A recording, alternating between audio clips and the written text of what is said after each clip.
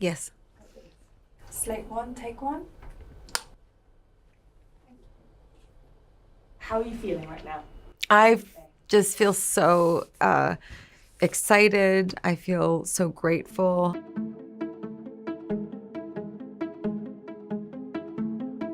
I just came from the London premiere of Joker Folie, Deux, and I got to see at least 800 to a couple thousand fans or something. It was just like this really special, exciting experience delivering the movie to the world. Now I'm here talking to you, and after we talk, I'm going to go to the first listening party of Harlequin, which is a companion album that I made to go with the film Joker, and their little monsters will hear the album for the very first time. Sharing the film with a new audience is exciting and a little nerve-wracking, but it's so much of a shared vision with the director and your fellow actors. And Harlequin is all my own, my interpretation of all the music from the film, as well as a couple originals. A little bit of a different feeling. It's much more scary, I think. I get really kind of nervous and I feel super fragile, which is probably unreasonable and silly, but yeah, that's how I feel. This is Custom Celine by Eddie Slimane. We have known each other for a long time, and he photographed me for the cover of my album, The Fame Monster. I actually realized tonight my hair is actually very similar to the album cover that he shot. Different outfits, also strong shoulders. Tonight was like a really special evening, meant to be kind of elegant and a little bit rebellious. Two things I like. Ariane Phillips and I worked on styling this film together. We had this tall order because there's an idea that people have about Harley Quinn, and we wanted to create something completely new. That was a challenge, but we really focused on what would be true to her. The clothes were kind of immature, indicative of a younger mind. In that way, I think we were honing in on this kind of uncomfortable young quality in her, even though she's in her 30s.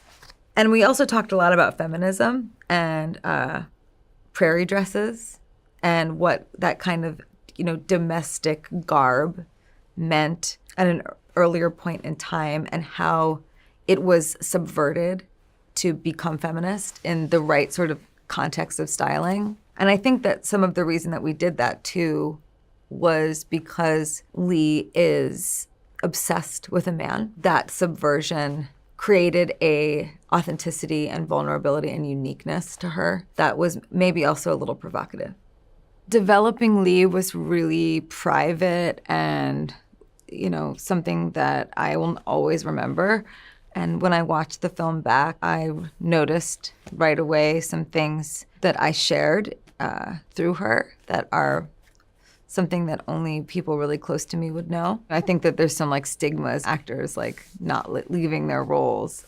But for me, it has more to do with all of the things that you learn when you are being creative or developing a project or a character. That's why I made Harlequin, because I wanted to keep going.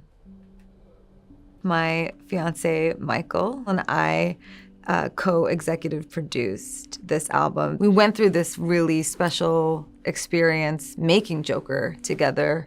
We were able to have this really deep conversation about Lee and Arthur and Harley and Joker, and in what ways does Harley fantasize about harnessing all of Joker's fame, and in what ways would she fantasize about some kind of revenge on him for all the ways that he may break her heart.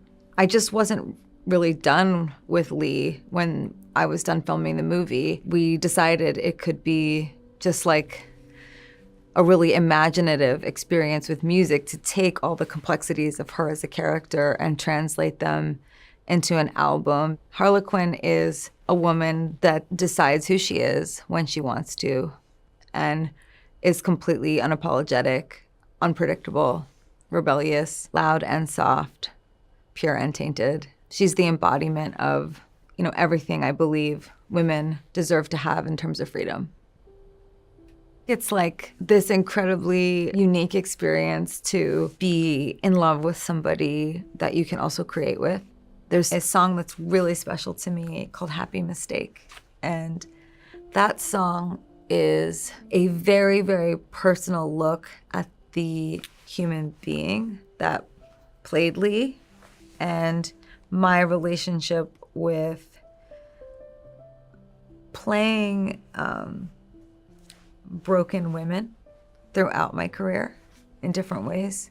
One of the lyrics is a lonely disposition, portraits of a strung out girl. How'd I get so addicted to the love of the whole world? It's kind of a confession of what it's like to live dual identities, the ultimate confessional Lady Gaga song, in a way. I'm going to go to the first listening party of Harlequin. This was like our brainchild together, so it's so fun for us to deliver it to the fans.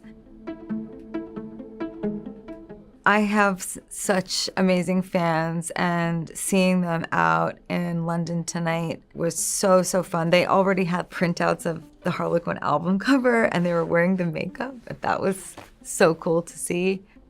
It's hard to describe almost 2 decades long of a relationship with this community. When I first came out, a lot of interviewers all over the world wanted to ask me about my clothes. I would often get made fun of, like in the interview, or there'd be a lot of like probing questions. Why the stage persona? Why the name? Why all of it? My fans always felt that I wasn't really that weird.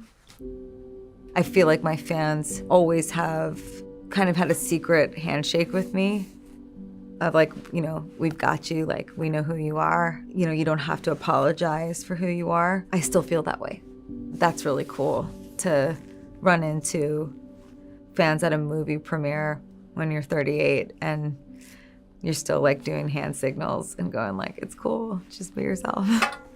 That's all, folks.